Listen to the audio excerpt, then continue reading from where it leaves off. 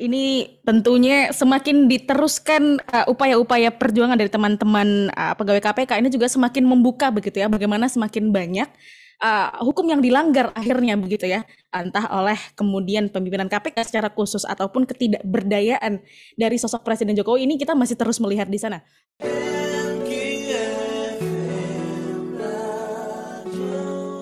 Bushro Mukodas, ini tadi disebutkan ada ketidaktahuan yang kemudian itu Joko Widodo ya dengan tadi dua kekurangan itu tadi. Ini berarti memang ada lingkaran-lingkaran yang kekuatannya jauh lebih besar daripada sosok pemimpin negara Pak Presiden Jokowi untuk hal ini, khususnya terkait dengan mengambil sikap dari KPK ini sendiri, Pak Bushro. Ya, saya menggarisbawahi Mas Zainur dari Pukat UGM. Yang kedua, Presiden Jokowi itu mengalami keterbatasan intelektual, komitmen, ya, kepemimpinan juga. Dengan segala hal-hal menonjol lainnya ya jelas itu adalah, walaupun tidak seberapa begitu. Tetapi seorang presiden itu punya Menko, punya KSP, punya sejumlah menteri, dan banyak jenderal pensiunan, banyak profesor di situ, doktor, PhD segala macam. Pertanyaannya, sekarang mereka ini sudah berani tulus ikhlas menyampaikan kepada presiden atau belum? Kalau misalnya sudah, kesimpulannya mengapa presiden tidak melakukan langkah-langkah sebagaimana tadi yang sudah disampaikan. Nah, jadi ini sebetulnya efek semata dari planning yang sudah direncanakan oleh apa? Nah, ini saya ngarang, tapi karangan saya ini berdasarkan gejala yang objektif. Dikendalikan oleh didominasi dinasti politik berbasis keluarga dan berbasis dominasi oligarki Taipan hitam serta dinasti atau oligarki politik kumuh. Ya, ini yang lebih dominan. Mengapa seperti ini? Karena ini gejalanya sudah lama. Dulu ketika Presiden SBY, Undang-Undang KPK itu sudah mau direvisi. Tapi kita diberitahu dan kita segera dibantu oleh kampus-kampus. Waktu itu kampus-kampus tidak, maaf ya, saya orang kampus juga, tidak seperti kampus sekarang ini memilih jalan selamat, memilih jalan tidur, memilih jalan agar status prodinya dan sebagainya, guru besar bisa diperlancar dan sebagainya, sampai ada guru besar kehormatan dan segala macam itu. Nah, kampus-kampus dulu itu negeri maupun swasta kemudian bergabung dengan KPK diminta atau tidak, lalu kita berikan saran dengan baik sekali pada Presiden SBY melalui Menteri Hukum dan HAM. Akhirnya Presiden SBY menyatakan revisi Undang-Undang KPK dan dibuktikan dengan nyata. Nah, pernahkah sekarang saya bandingkan dengan Pak Jokowi ini, ya, tadi sudah disebut oleh Mas Zaidur Rahman, berjanji Perpu itu, ya itu omong kosong. Bagaimana kalau seorang presiden ngomong kosong? Nah, jadi ini revisi Undang-Undang KPK itu adalah buah dari planning besar, planning kejahatan politik dari dinasti politik, dan sekadar catatan dinasti politik ini diberi contoh yang tidak baik juga oleh presiden. Apa buktinya? Dua anaknya menjadi calon wali kota di Klaten, di Solo sama di Medan dan berhasil. Itu dinasti politik yang dulu di zaman Orde Baru itu merupakan sumber korupsi. Yang kedua, KPK sekarang ini dipimpin oleh 9 jenderal aktif. Baru kali ini 9 jenderal aktif masuk di KPK. Nah, kemudian yang seterusnya bahwa tadi disebut tentang tes TWK.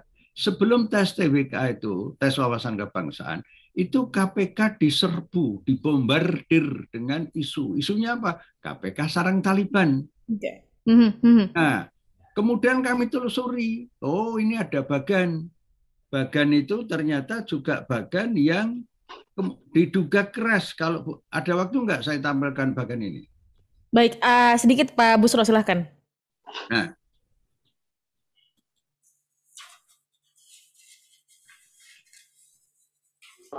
Aduh, bahaya. Ini aja. Ini ada kesulitan teknik. Oke. Sekarang begini aja. Ini satu contoh aja.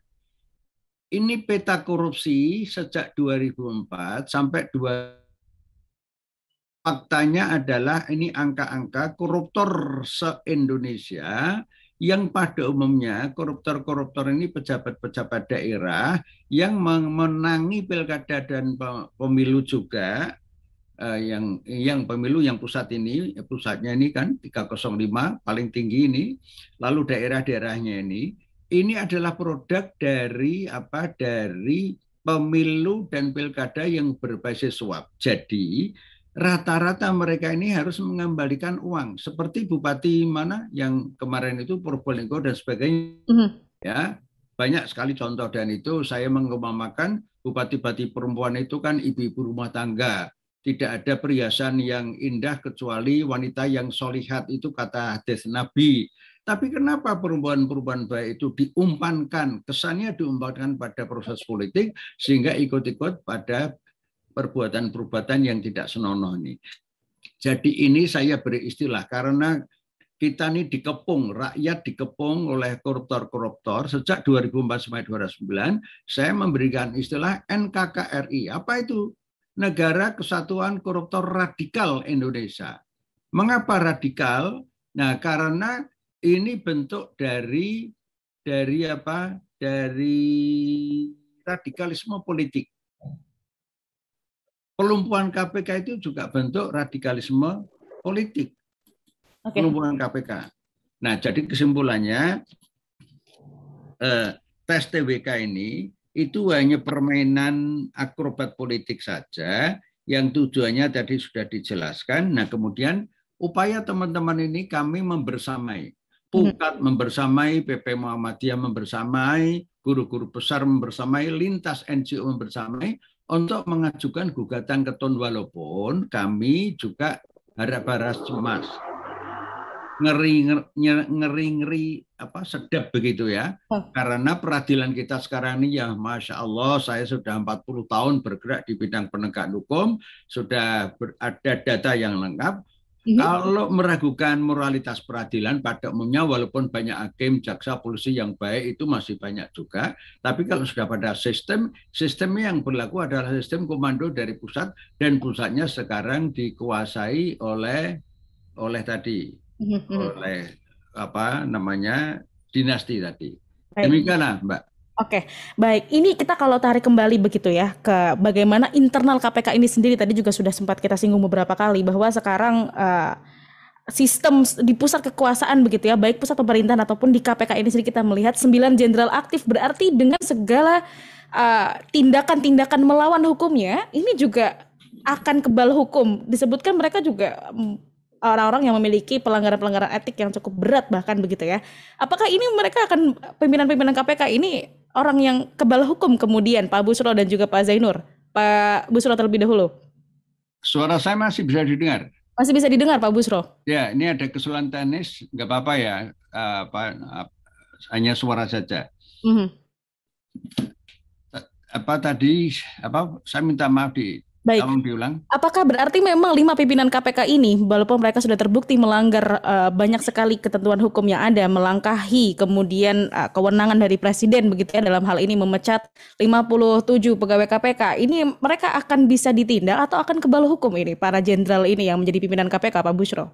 Secara normal itu memenuhi syarat untuk ditindak, bukan saja ditindak secara hukum. Misalnya salah satu komisioner KPK, Bu Lili itu, yang kemarin hanya diberi sanksi ringan oleh Dewan Pengawas, sanksinya kan dipotong gaji ya. Mosok kayak pengadilan tilang aja, melanggar etika kok dipotong gajinya, sanksinya. Itu kan nggak pantas. Nah, tapi ada dugaan unsur pidana.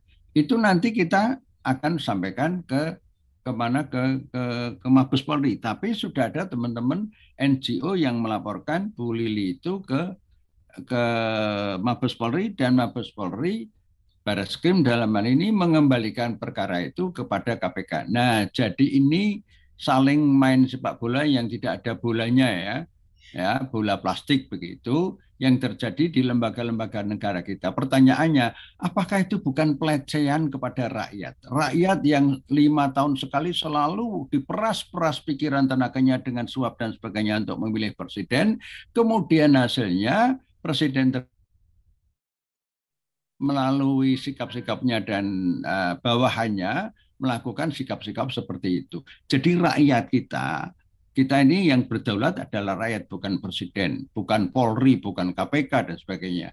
Oleh karena itu kita wajib membela rakyat, karena rakyat selama ini bukan saja dibodohi, tapi dilecehkan dengan berbagai macam cara, dan kita harus bergerak. Jangan sampai pemilu 2024 yang akan datang semakin parah, dan saya ingin menambahkan juga bahwa pelumpuhan KPK yang tadi disebutkan itu adalah terindikasi. Apa indikasinya? Yaitu kelompok-kelompok yang sangat bernafsu politik, bersahwat politik tinggi, kebablasan untuk menguasai negara ini, sumber daya alam ini lewat pemilu 2024, memerlukan dana yang triliunan rupiah, dan itu terutama lewat penambangan-penambangan. Masalahnya, siapakah lembaga negara yang selama ini berhasil mencegah dengan independen tentang penambangan? Ada 81 mineral batu bara itu. Selama ini yang berhasil mencegahnya secara preventif maupun represif itu adalah KPK yang lama. Maka untuk menuju 2024, KPK harus dihancur leburkan, dan sekarang sudah berhasil. Saya menggarisbawahi pernyataan teman-teman tadi. Sejak 2019 KPK itu sudah lumpuh. Saya tidak pernah akan mengatakan KPK dilemahkan. Sudah lumpuh, dan pelumpuhan itu secara kelembagaan, sekarang secara SDM, dan sekaligus secara moral. Begitu. Oke, baik, berarti goals untuk membubarkan KPK ini sudah di depan mata, begitu Pak ya? Oh iya, jelas sekali. Oke, baik. Ke Pak Zainur Rahman ini terkait dengan bagaimana ini jenderal-jenderal aktif yang menjadi pimpinan KPK walaupun sudah melanggar banyak sekali ketentuan-ketentuan hukum, menyalahi, menggunakan wewenang dengan sewenang-wenang, namun nyatanya mereka tidak akan pernah bisa apakah tidak akan bisa mendapatkan sanksi yang nyata? Apakah akan kebal hukum, dan juga masa depan KPK ini nampaknya akan berakhir ya, segera berakhir ini Pak Zainur? Iya, tadi soal pelanggaran KPK terhadap putusan MA itu merupakan satu bentuk perbuatan sewenang-wenang menurut Undang-Undang Administrasi Pemerintahan, bisa dicek di pasal 17 dan seterusnya. Kenapa disebut sewenang-wenang? Karena dilakukan tanpa kewenangan. Nah, jadi itu merupakan satu bentuk perbuatan administrasi oleh pejabat negara yang bisa dikatakan juga melawan hukum. Nah, lantas bagaimana celah yang bisa digunakan secara hukum? Ya, menurut saya ini juga merupakan bentuk pelanggaran sumpah jabatan karena melawan hukum, melawan putusan MA. Dari sisi etik, itu jelas merupakan satu bentuk pelanggaran etik yang seharusnya ditegakkan oleh Dewas. Jadi kalau saya ditanya, instrumen hukum apa yang bisa digunakan untuk memproses pimpinan KPK yang sewenang-wenang tersebut? Menurut saya yang paling clear adalah etik. Melanggar undang-undang administrasi pemerintahan, berbuat sewenang-wenang karena tanpa kewenangan, clear.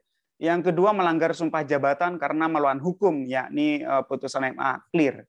Sehingga sekarang giliran Dewas untuk bergerak. Tapi sayangnya, meskipun Dewas diisi oleh nama-nama yang selama ini terkenal, tidak ada jaminan bahwa Dewas steril dari kepentingan-kepentingan tertentu. Kenapa? Karena Dewasnya tidak dipilih secara independen, tetapi ditunjuk secara langsung oleh Presiden, jadi sangat mungkin juga memiliki agenda-agenda dari Presiden.